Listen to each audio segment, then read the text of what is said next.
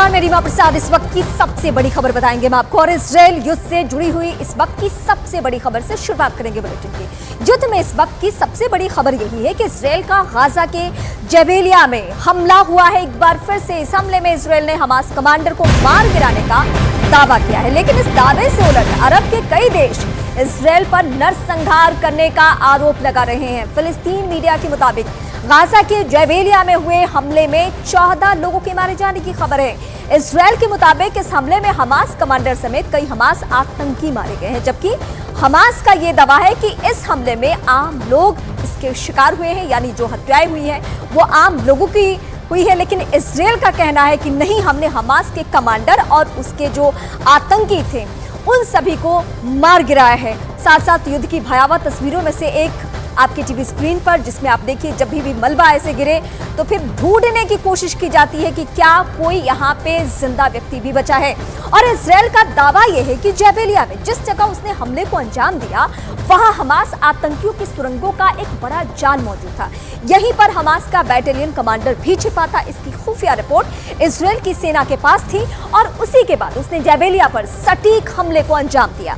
Israel के इस हमले में हमास का बैटालियन कमांडर इब्राहिम बियारी मारा जा चुका है। दावा तो ये हो रहा है, इसराइल का दावा है कि इब्राहिम बियारी 7 अक्टूबर को इसराइल पर हुए हमले में शामिल था और उससे ही टारगेट करके उसने इस ऑपरेशन को सफल तरीके से अंजाम दिया है।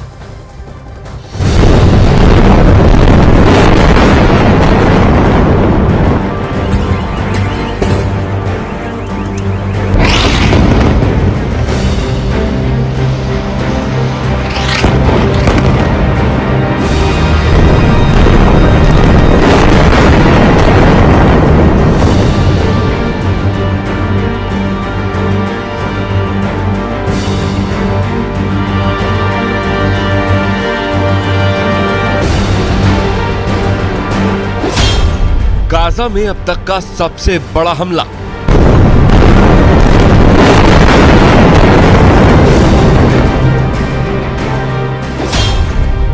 जबेलिया में इजराइल का सबसे बड़ा ऑपरेशन।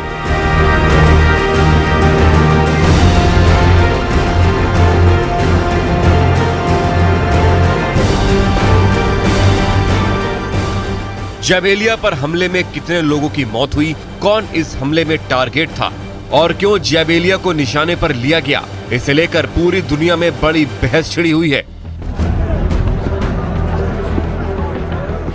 ये समझने से पहले हमले के बाद के इस वीडियो पर गौर कीजिए। जबेलिया पर जिस जगह हमला हुआ वहां कई फीट गहरा और कई मीटर चौड़ा गड्ढा हो चुका है। आसपास की इमारतों के भी परखच्चे उड़ गए।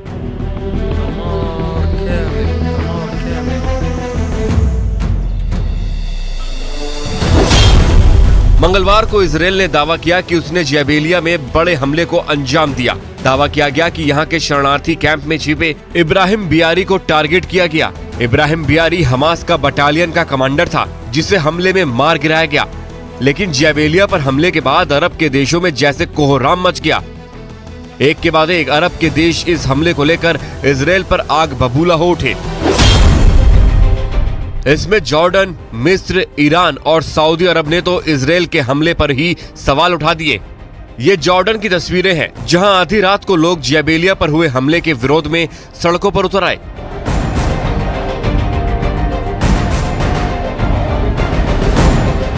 पूरी रात जबेलिया पर इजराइल के हमले के विरोध में यहां नारेबाजी होती रही।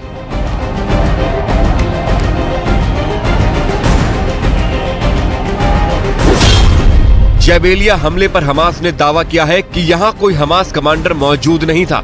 जबेलिया पर हमले को लेकर फिलिस्तीन के मीडिया का दावा है कि इस हमले में 14 लोगों की मौत हुई, जबकि इजराइल ने पूरे सबूत के साथ ये दावा किया है कि जबेलिया के हमले में किसी और को नहीं बल्कि हमास के उस कमांडर को निशाना बनाया गया जो 7 अक्टूबर को इजराइल पर हुए हमले का गुनहगार था।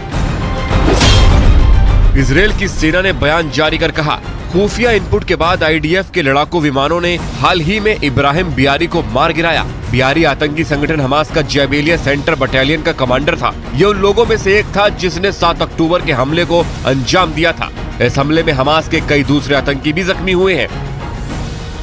लेकिन हमास के खिलाफ इजराइल के एक्शन के बीच अरब के देश जबेलिया को लेकर एकजुट नजर आ रहे हैं।